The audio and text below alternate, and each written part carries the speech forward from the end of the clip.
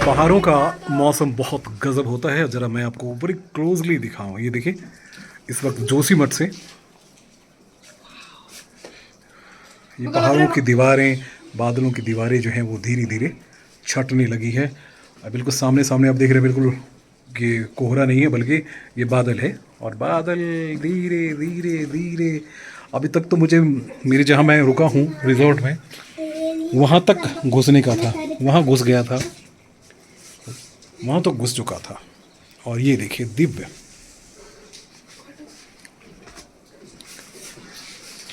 रात से ही बारिश हो रही है। इस वक्त लोकसभा चुनाव चल रहा है। जोशीमठ और आसपास में जो घटनाएं घटी है एक साल से, उसका सबसे ज़्यादा इम्पैक्ट जो है वो जोशीमठ में आने वाले पर्यटकों पे पड़ा है, अतिथियों पे पड़ा है।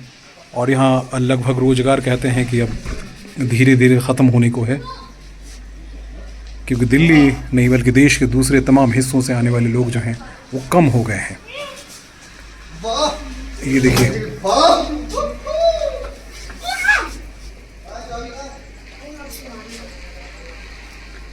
पहाड़ों पे ये बिल्कुल चांदनी वाली जो शक्ल है वो, उसे आप देख रहे होंगे। आप देखिए, कुछ ऐसी चीज़ें, अद्भुत चीज़ें जो मैदानी इलाके में रहने वाले जो लोग हैं उनको ये नसीब नहीं होता। पहाड़ियों के लिए तो कहते हैं कि हमारे लिए तो आम दिन, हर एक दिन की ये बात होती है। और खासकर हम दिल्ली वाले जो हैं इस आनंद को नहीं ले पाते हैं। और वैसे फ़्लाइट मोड में जब आप होते हैं, फ़्लाइट पे होते हैं तो चीज़ें दिखती है, लेकिन ये फ़्लाइट पे नहीं, बिल्कुल लाइव मैं यहाँ से अपने रिजॉर्ट से देख रहा हूँ। और बहुत अद्भुत दृश्य है, विहंगम दृश्य जिसे कहते हैं, विहंगम दृश्य है। देखिए हमारे साथ में जो ये उछलती कूदती एक कैसा लग रहा है? मज़ा आ रहा है। देखिए, हाँ, ये पंछी बन के उड़ना चाह रही हैं बादलों के साथ में। और दूसरे एक घड़ियाल के शक्ल में वो खड़ी हैं, नहीं बालू की शक्ल में। कैसा लग रहा है ये? बहुत अच्छा लग रहा है। अभी मैंने बादल खाने की कोशिश भी की थी। बादल को इन्होंने खाने की कोशिश भी की, लेकिन वो बादल को खा नहीं पाए। बादल खा नहीं सकते, बादल को खा नहीं सकते भाई। कि बादल धुआं पूरा, कैसा दृश्य है। कि बादल धुआं से धुआं खा नहीं सकते, तो बादल भी नहीं खा सकते। बादलों को आप खा नहीं सकते। अब सामने के पेड़ के बस देख सकते। अब देखिए, थोड़ी देर पहले कुछ नहीं दिख रहा था, बिल्कुल बिल्कुल दिल्ली वाला कुहासा जो कहते हैं ना, वो कुहासा, कोहरे, फॉग फॉग फॉग की बात कर रही थी कि फॉग फॉग ही फॉग है, लेकिन वो फॉग नहीं है। वो बार बार बता रहा कि बादल है। और बादल देखिए कैसे, उसका मूवमेंट क्या है जब देखिएगा, बड़ी गौर से देखिए। फिर से छाने लगा, फिर से छाने लगा, देखिए फिर से नीचे से आने लगा। अभी ये बिल्कुल कितना सुंदर व्यू लग रहा है ना। हाँ, मुझे एक बार जब हम लोग गए थे ना ऊपर ओली वाली जगह पे, हाँ। और जहाँ पे बर्फ होती, मैंने बर्फ खाई थी। बर्फ़ भी खा ली थी इन्होंने। हाँ, मैंने बर्फ खाई थी। हाँ, बर्फ़ खा ली, क्योंकि इनको बर्फ़ खानी, आइसक्रीम खाने की आदत है ना।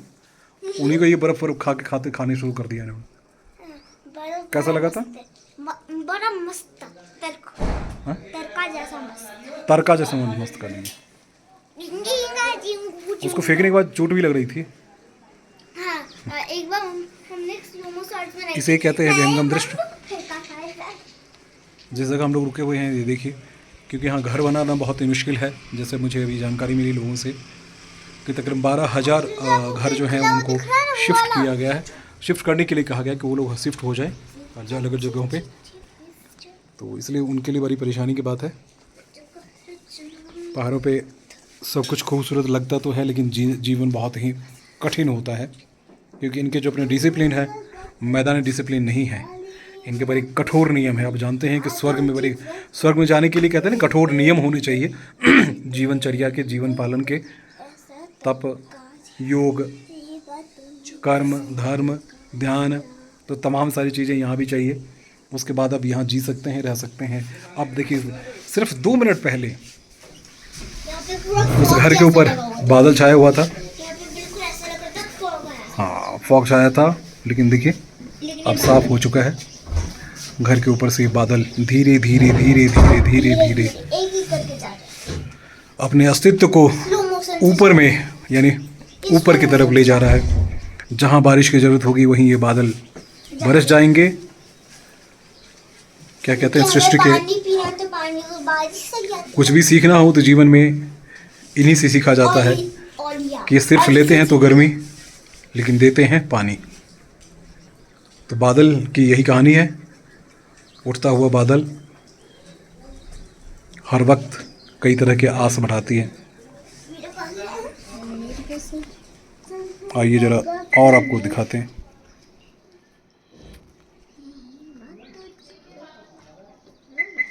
इस वीडियो को आराम से अब देखिएगा, फिर आपको समझ में आएगी कि आखिर ये सब कुछ मिनटों में ही यहाँ होता है।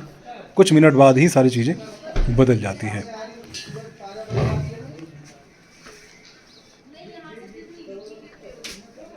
अब सुबह सुबह की बर्फबारी जो हुई है उसको भी दिखा दें। ये देखिए कुछ बर्फीली आपको दिख रहे होंगे, पहाड़ों का बर्फ जो है ऊपर।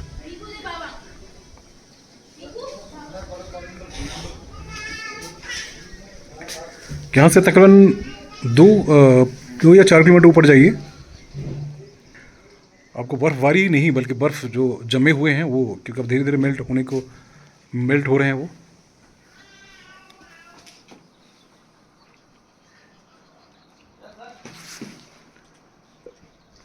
बारिश हुई है